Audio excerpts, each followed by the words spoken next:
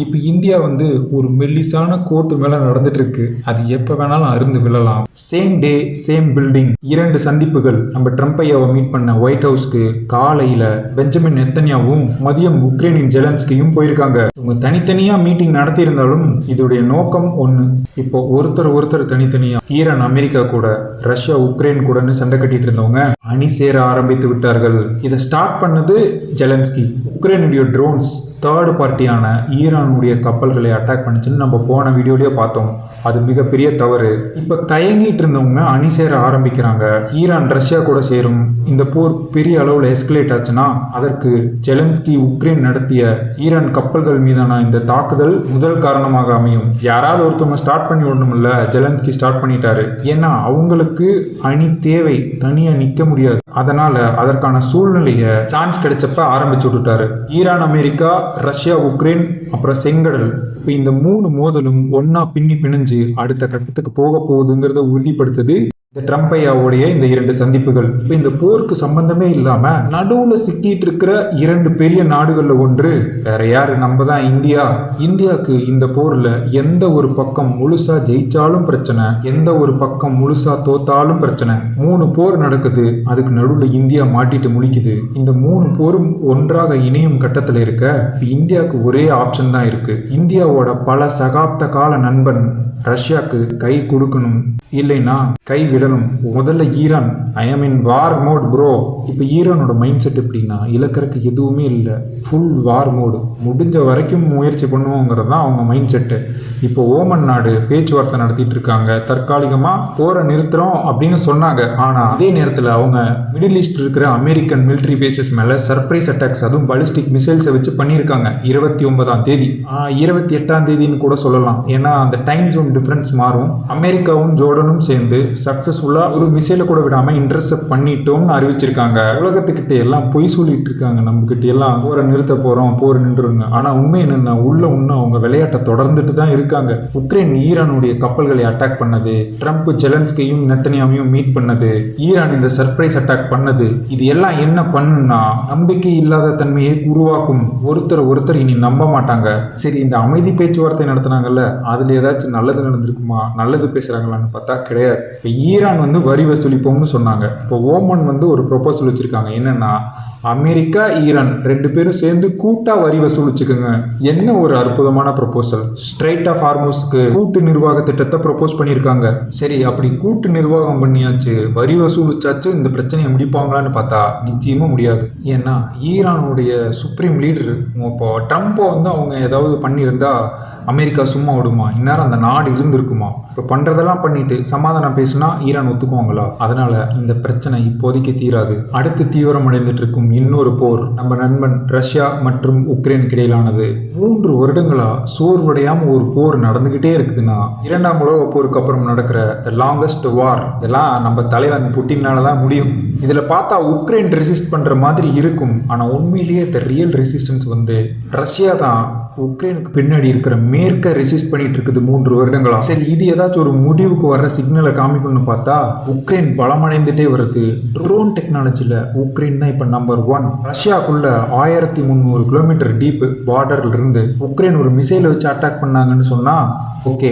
ஆனால் உக்ரைன் பார்டர்ல இருந்து ஒரு ட்ரோன் 1300 கிலோமீட்டர் டிராவல் பண்ணி ரஷ்யாவை அட்டாக் பண்ணுதுங்கிறது இது கம்ப்ளீட்டா ஒரு டெக்னாலஜிக்கல் ஷிஃப்ட். உக்ரைன் ரஷ்யா போர்ல பெரிதும் பேசப்படாதது தரை சண்டை தொடர்ந்து இன்னும் தீவிரமா நடந்துட்டு தான் இருக்கு ரஷ்யாவுக்கும் உக்ரைனுக்கும் இடையில. இப்போ போர் நடக்குதுன்னா அதை முக்கியமாக கவனிக்கிறத விட அதற்கு பின்னாடி என்ன அரசியல் நடக்குதுங்கிறத கவனிக்கிறது தான் ரொம்ப முக்கியம். ட்ரம்ப் ஜெலன்ஸ்கி மீட்டிங்கோட மைய புள்ளி பேட்ரியாட் ஏர் டிஃபென்ஸ் சிஸ்டம். இப்போ நாங்கள் நேராக பேட்ரியாட் ஏர் டிஃபென்ஸ் சிஸ்டத்தை கொடுத்தாதான் அமெரிக்கா டைரெக்டாக களத்தில் இறங்குறதுக்கு சமம். அதனால நாங்கள் டெக்னாலஜியை கொடுத்துட்றோம், வேணுங்கிறதையெல்லாம் கொடுத்துட்றோம், நீங்கள் அதை மேனுஃபேக்சர் பண்ணிக்கோங்க. சரி, இதெல்லாம் கொடுத்துட்டு நாங்கள் இந்த போருக்குள்ளே வரலப்பான்னு சொன்னால் ரஷ்யா ஏற்றுக்குமா? இதுவும் ஒரு வகையான அணி சேர்வு தான். இப்போ இந்த ரஷ்யா உக்ரைன் போர், ஈரான் அமெரிக்கா போர் தனித்தனியாக நடந்துட்டு இருக்கான்னு கேட்டா அங்கதான் ட்விஸ்ட் இருக்கு. உலக அரசியல்ல துப்பாக்கி சண்டைகளை விட ஒரு கையெழுத்துக்கு தான் அதிக தாக்கம் இருக்கும். ஒரு போரை ஆரம்பிக்கிறதும் இல்ல நிறுத்துறதும் அந்த கையெழுத்து தானே.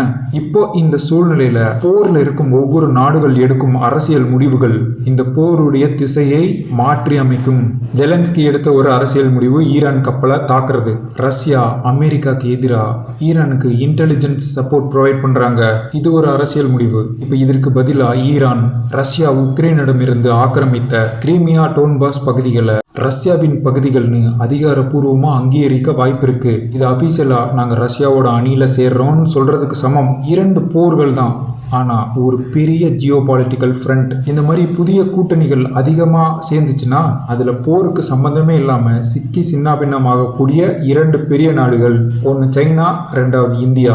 சண்டை என்னமோ அவங்களுக்கு தான், ஆனால் பாதிப்பு நமக்கும் சேர்ந்து விழும். காரணம், ரஷ்யாவுடைய 70% கச்சா எண்ணெயோடைய வாடிக்கையாளர்கள் சைனாவும் இந்தியாவும். டெய்லியும் நம்ம ஒரு 3 லிட்டர் பெட்ரோல் அடிக்கணும்னு வச்சுக்கோங்க, அதில் 1 லிட்டர் பெட்ரோல் ரஷ்யாவிலேருந்து தான் வருது. இதில் ஹைலைட் என்னென்னா, இந்தியா கூட தப்பிச்சுக்க வாய்ப்பு இருக்குது. இந்தியாவுக்கு பிற நாடுகள் உதவி செய்யும். ஏன்னா நம்ம ஒரு நியூட்ரலான கண்ட்ரி. சைனா தான் பாவம். உலகத்தை பொறுத்த வரைக்கும் இப்போதைக்கு சைனா ஒரு பெரிய வில்லன். அவங்களுக்கு யாரும் ஹெல்ப் பண்ண மாட்டாங்க. ரஷ்யா இல்லைன்னா சைனா ரொம்ப பாதிக்கப்படும். ரஷ்யாவுக்கு எதிரான ஒவ்வொரு பெரிய தடையும் இந்தியாவை நேரடியாக பாதிக்கும். உக்ரைனை வச்சு எவ்வளவோ முயற்சி பண்ணி பார்த்தாங்க. அமெரிக்காவுக்கும் மேற்குக்கும் ஒரு விஷயம் தெளிவாக புரிஞ்சிருச்சு, ரஷ்யாவை நேரடியாக பலவீனப்படுத்த முடியாதுன்னு. ரஷ்யாவை அடிக்க முடியல, சரி ரஷ்யா கிட்ட இருந்து யார் வாங்குறாங்களோ அவனை போட்டு அடிங்களான்னு போடப்பட்டது தான் இந்த டேரிஃப்ஸ். முதல்ல டேரிஃப்ஸ் போட்டாங்க, அதுக்கப்புறம் திரும்பியும் அதிகமாக டேரிஃப்ஸ் போட்டாங்க, திரும்பியும் அதிகமாக டேரிஃப்ஸ் போட்டாங்க. ரஷ்யா கிட்ட எண்ணெய் வாங்குற நாடுகள் கடுமையான விளைவுகளை சந்திக்க நேரிடும்னு அழுத்தம் கொடுத்தாங்க. அதுக்கப்புறம் என்ன நடந்துச்சுன்னு நமக்கே தெரியும். அமெரிக்காவை நம்ம கண்டுக்கவே இல்லை. நம்மளுடைய நிலைப்பாடு, எங்களுக்கு எங்கே சீப்பாக கிடைக்குதோ நாங்கள் அங்கே தான் ஆயில் வாங்குவோம். நாம் பின்வாங்கலை. நம்மளுடைய முடிவு, நம்ம கொள்கை இந்தியாவுடைய எரிசக்தி பாதுகாப்பு. அதிலிருந்து மாறாமல் ரஷ்யாவோட எண்ணெயை தொடர்ந்து வாங்கிட்டே தான் இருந்தோம், வாங்கிட்டு இருக்கோம். உக்ரைனுக்கு இந்த போரில் தாக்கு பிடிச்சி நிற்க அவங்களுக்கு தேவை ஆயுதம். ஆனால் ரஷ்யாவோட கதையே வேற. ரஷ்யாவுக்கு ஆயுதத்தை பற்றி கவலையே கிடையாது. அவங்க one of the world best. ரஷ்யாவுக்கு தேவைப்படுறது பணம். அந்த பணம் வர ரஷ்யாவோட முக்கியமான வழிகளில் ஒன்று இந்த எண்ணெய் ஏற்றுமதி.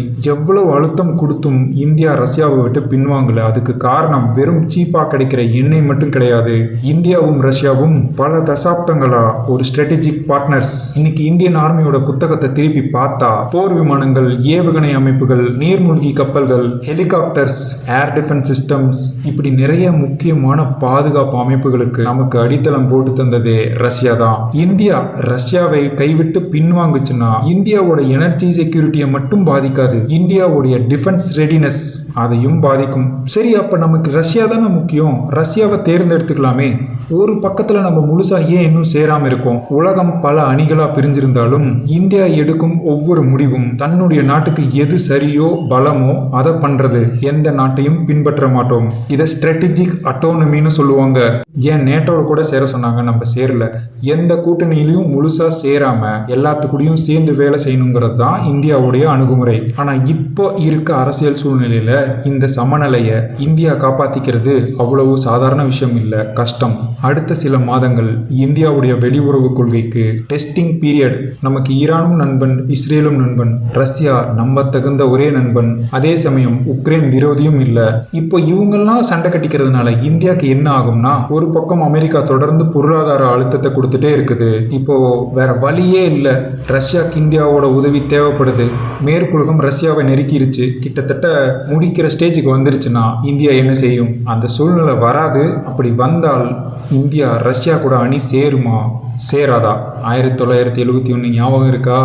அணு ஆயுத கப்பலை கொண்டு வந்து நிறுத்தினாங்க இந்தியா முன்னாடி. ரஷ்யா மட்டும் அன்னைக்கு நம்மளை காப்பாற்றலைன்னா இன்னைக்கு இந்தியாவோட வரலாறு வேற மாதிரி இருந்திருக்கும். இது போக நமக்கு பொருளாதாரத்தில் பக்கபலமா, நம்மளோட வளர்ச்சிக்கு பக்கபலமா, நம்மளுடைய பாதுகாப்பு தயார் நிலைக்கு ஆர்மிக்கு பக்கபலமா இருந்தது ரஷ்யா. இப்பவும் இருக்காங்க. இன்னொரு பக்கம் ரஷ்யாவுக்கு எதிராக கிட்டத்தட்ட ஒரு பாதி உலகம்னே வச்சுக்கோங்க மேற்கு. இதில் ரஷ்யா தோத்தாலும் நமக்கு நஷ்டம். இந்த மேற்கு, உக்ரைன் இவங்க தோத்தாலும் நமக்கு நஷ்டம். ஏன் அவங்களுக்கே நஷ்டம்? அவங்க ஜெயிச்சாலும் அவங்களுக்கு நஷ்டம்தான். போர்னாலே நஷ்டம்தான். வெறும் இந்த அரசியல் முடிவுகள் தான் இது எல்லாத்துக்கும் காரணம். ஒரு அணியை தேர்ந்தெடுக்க வேண்டிய சூழ்நிலை கட்டாயம் நிச்சயமாக வர வாய்ப்பு இருக்கு. இவங்க கொஞ்சம் கொஞ்சமாக அந்த அழுத்தத்தை, எஸ்கலேஷன்ஸ் அதிகப்படுத்திட்டே வராங்கல்ல. அப்போ ஒரு நாள் கண்டிப்பாக அந்த கயிறு அருந்து விழும். அப்போ இந்தியா மேற்கு பக்கம் குதிக்குமா இல்லை ரஷ்யா பக்கம் குதிக்குமா? அதுதான் கேள்வி. இந்தியாவுக்கு யாரையும் எதிர்க்க விருப்பமே இல்லை. இனி வரும் கால காலங்களில் அப்படி இருக்க முடியுமான்னு கேட்டால் வாய்ப்புகள் மிகவும் குறைவு. ஏன்னா இது ரத்த பூமி. இந்த போருங்கிறது இன்னைக்கு இல்லைனாலும் என்னைக்காவது ஒரு நாள் வந்தே தீரும், நடந்தே தீரும். இப்படியே மேற்கு அழுத்தம் கொடுத்துட்டே இருந்து எஸ்கலேட் பண்ணிகிட்டே இருந்தாங்கன்னா ரஷ்யாவை பலவீனப்படுத்த இந்தியாவும் சைனாவும் அதை நிச்சயமாக அனுமதிக்காது. அப்போ நிச்சயமாக இந்தியா, சைனா, ரஷ்யா அணி சேரும். என்ன நடக்க போகுதுன்னு தெரியல. அடுத்த சில மாதங்களோ இல்லை வருடங்களோ பொறுத்திருந்து பார்க்கலாம்.